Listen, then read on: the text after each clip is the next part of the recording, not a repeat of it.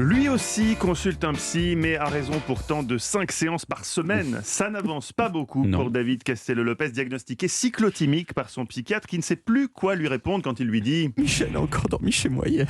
Michel a encore dormi chez moi hier. » David Castello-Lopez, essayez de vous recentrer et parlez-nous des origines. C'est votre spécialité dans cette émission, les origines aujourd'hui de la nourriture surgelée. Oui, tout à fait. Moi, quand j'étais petit, j'habitais à côté de la place de Clichy, à Paris, et il y avait un événement que j'attendais assez fort. C'était le moment où on sortait avec ma mère dans sa Renault 5 grise pour aller à 600 mètres, parce que c'était comme ça les années 80.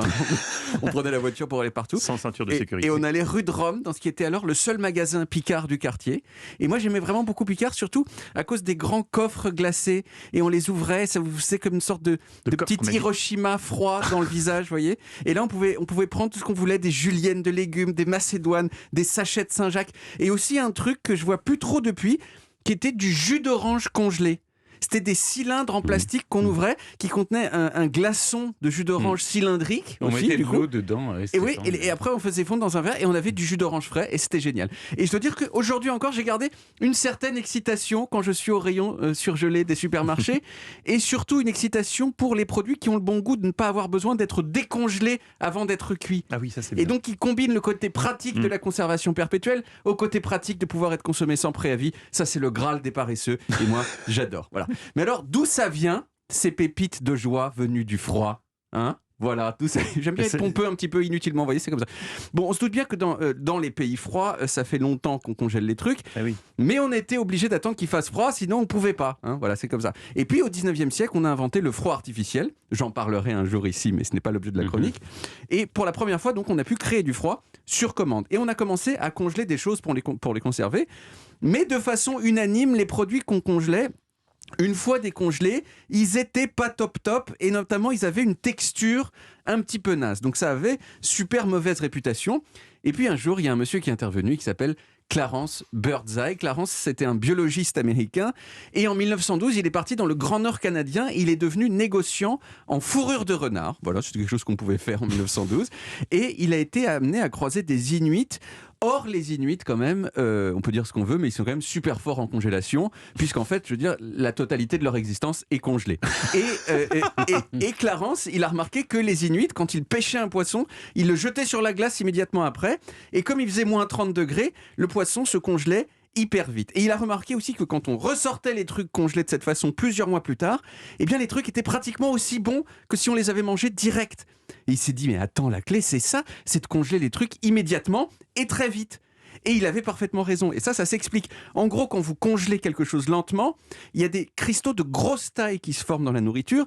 Et ces cristaux, ils ont tendance à casser la structure cellulaire du produit. Et donc, quand vous décongelez, eh bien la texture elle est nulle, tout a un peu la consistance d'une éponge farineuse un peu naze, vous voyez.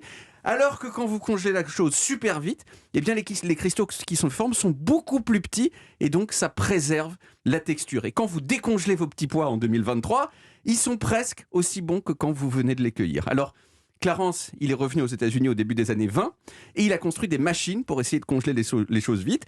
Et il y est arrivé, mais il s'est un peu heurté à un problème, c'est qu'il n'y avait aucun système de distribution de la nourriture surgelée.